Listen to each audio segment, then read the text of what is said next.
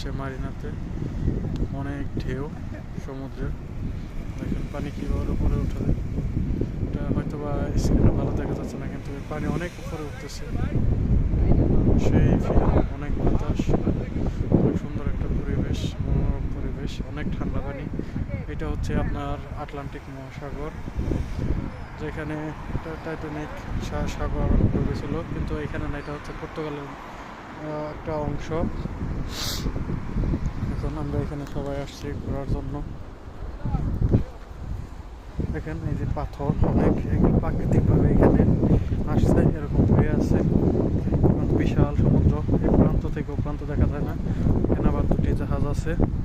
এটা কিসের জাহাজ অ্যাকচুয়ালি আমিও বলতে পারবো না, এটা কিসের জন্য জাহাজ। অনেক মজার একটা বিষয় হচ্ছে পাথরগুলো অনেক সুন্দর দেখতে, অনেক পুরনো পাথর।